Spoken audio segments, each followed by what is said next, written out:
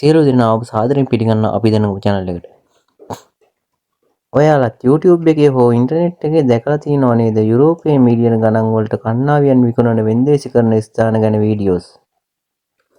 ඇත්තටම යුරෝපයේ මෙහෙම විවෘත වෙළඳ පොළවල් තියෙනවද?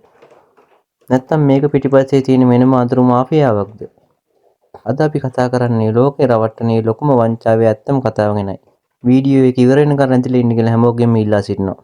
එහෙනම් channel එකට subscribe කරගෙන යන්න වීඩියෝ එකට.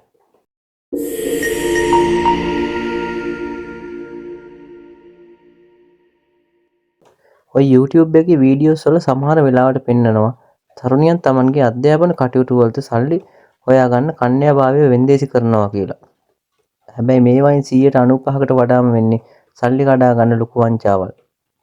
ඉන්ටර්නෙට් එකේ එක එක වෙබ්සයිට් හදලා බොරු පින්තූර දාලා මිනිස්සුන්ගේ සල්ලි අරන් මාරු වෙන එක තමයි මේ හොරු කල්ලි එකතු වෙලා කරන්නේ. යුරෝපයේ කිසිම රටක මිනිස්සුන්ව සල්ලි වලට ගන්න විකුණන නීතියෙන් ඉඩක් නැහැ. ඒක ලොකු අපරාධයක්. හැබැයි හොර රහසේ සිද්ධන මිනිස් ජාව ආරන් තියෙනවා. ඒ කියන්නේ දුප්පත් රටවල් වල ඉන්න ගෑනු ළමයි යුරෝපයේ රස්සා දෙනවා කියලා රවට්ටලා එහෙ අරන් ගිහින් බලහත්කාරයෙන් ගණිකා වෘත්තිය යොදවන එක. මේක ජාවාරාමක් හෝ හොරෙන් කරන දෙයක් මිසක් ප්‍රසිද්ධියේ මාකට් එකේ තියෙන දෙයක් නෙවෙයි. YouTube එකේ ඔය වගේ දේවල් දාලා ගොඩාක් වෙලාවට කරන්නේ views ගන්නයි මිනිස්සුන්ව කුතුහලයට පත් කරන්නයි. සමහර ඒවා වල ඇත්තටම වෙන වංචා ගැන මිනිස්සුන්ව දැනුවත් කරන්න වීඩියෝස් හදලා තියෙනවා. ගොඩාක් YouTube වීඩියෝස් වල තියෙනවා ඔය කියන දේවල් වෙන්නේ සාමාන්‍ය ඉන්ටර්නෙට් එකේ නෙවෙයි. ඩීප් වෙබ් හෝ ඩාර්ක් වෙබ් කියන හැංගිච්ච ඉන්ටර්නෙට් කලාපේ. එතනදී වෙන්නේ ජර්මනිය, රුමේනියාව, බල්ගේරියාව වගේ යුරෝපීය රටවල් වල තරුණයින්ගේ පින්තූර දාලා වෙන්දේසිය පවත්වනවා වගේ පෙන්වන එකයි. හැබැයි සයිබර් ආරක්ෂක අංශ හොයාගෙන තියෙන විදිහට මේවායින් බහුතරයක් ෆේක් සයිට්ස්. මේවට සම්බන්ධ වෙන සල්ලිකාර මිනිස්සුන්ගෙන් අත්තිකාරම් මුදල් විදිහට ඩොලර් වලින් හෝ බිට්කොයින් වලින් ලොකු ගණන් අරගෙන තියෙනවා. ඊට පස්සේ ඒ වෙබ්සයිට් අතුරුදහන් වෙනවා. පොලිසියට පැමිණිලි කරන්නත් බෑ. මොකද ආපු කෙනත් ආවේ වැරදි වැඩක් කරන්න නිසායි. අපි බලමු ජර්මනිය වගේ රටවල් වල ඇත්තම තත්ත්වය මොකක්ද කියලා.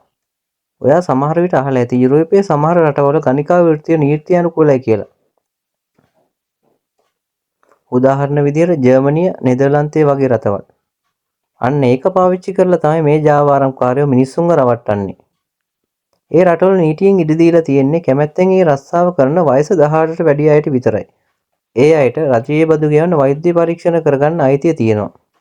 හැබැයි කන්‍යාවියන් විකුණීම හෝ මිනිස් වෙන්දේසි කිරීම කිසිදු රසක නීත්‍යානුකූලව නැහැ. අපි බලමු නැගෙනහිර යුරෝපයේ කන්‍යා පටල සැත්කම් ගන්න තියෙන වංචාව. මේක තමයි මේ ලෝකේ තියෙන ලොකුම රහස. ඔය වංචනික කල්ලි කරන්නේ සාමාන්‍යයෙන් ගණිකා වෘත්තියේ යෙදෙන තරුණියන් අරගෙන වෛද්‍ය සැත්කමක් මගින් හෝ එක එක රසායනික ද්‍රව්‍ය පාවිච්චි කරලා කන්‍යාවයන් වගේ ව්‍යාජ ලෙස සකස් කරන එකයි. ඊට පස්සේ ඒ අයට බොරු ලේඛන හදලා මේ ඉන්නේ කන්‍යාවක් කියලා ලොකු මුදලකට විකුණනවා. මේක තමයි සිද්ධ වෙන ලොකුම මාෆියාව. YouTube එකේ මේ වගේ දේවල් ගැන වාර්තාගත චිත්‍රපට තියෙනවා. ඒවායේ පෙන්නනවා සින්ඩරෙල්ලා ස්කෝට් වගේ එක එක නමින් ආපු ප්‍රසිද්ධ වෙබ්සයිට්ස් ගැන.